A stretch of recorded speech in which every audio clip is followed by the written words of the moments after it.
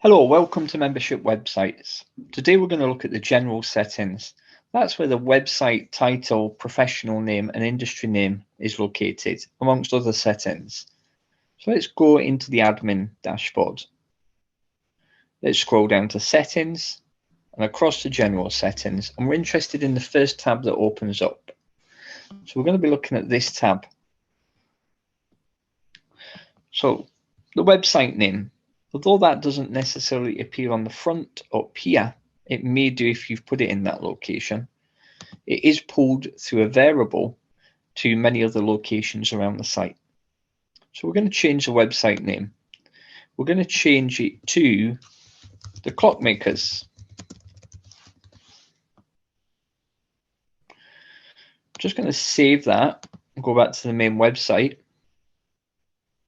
You'll see when we refresh the page that the title on the website does not change. And that's because that title, that text label, is set up somewhere else in the website. We'll cover that in another video. So this is just for the variable, so the variable can pull it into different locations of the site. The website phone number. If you don't want to display a phone number, just take it out. You can save it. Go back to the main website, we can see the phone numbers there, we refresh the page and it disappears. So the phone number is optional. You can choose to add one or you can choose for there not to be one. The industry name and the profession name. These are variables that are pulled all over your site again for several items and several forms. You may want to leave the default professional and member in place, or you may want to customize these to suit your market. Default website email. So let's assume that our domain is called theclockmakers.com.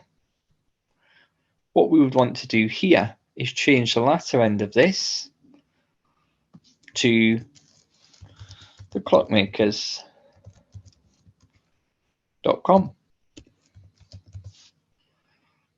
And here we would just repeat that second part of the email, theclockmakers.com.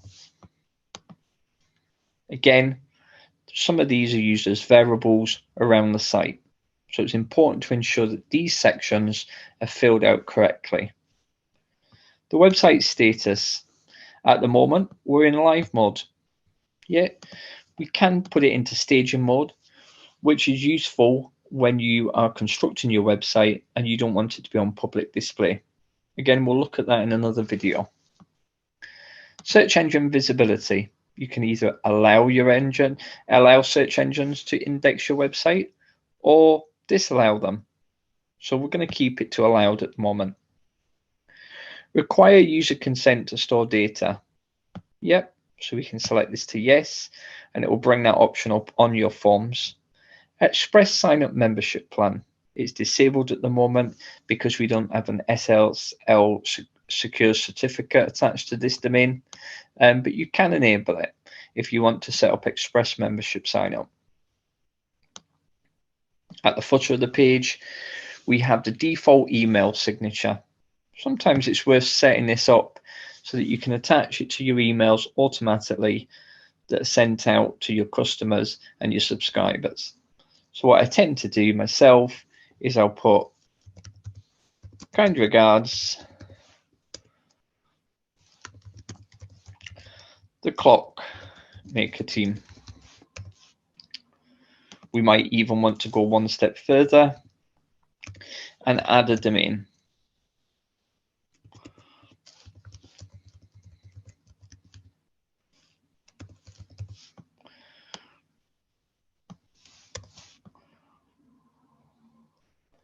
So we can add that as a link just in here. Open it in a new tab, insert, there we go. So there's a clickable link there so people can click on it and go straight to the website. You might also want to put social media icons there, business details at the footer of all your emails. So whatever it is that you're wanting to do, you can set that up there and save it, and the emails will automatically pull the email signature if that's how you set the emails up. Include website signature in all automated emails. Yep. Any custom emails that you create, you'll need to individually select them to attach the website signature. And that's it. Save the page. We're not going to see very much change on here other than the telephone number remaining hidden, but everything else is just as it is. This page is more to do with the site settings and the variables that are being pulled all around the site. Hope that was helpful. Thanks for watching.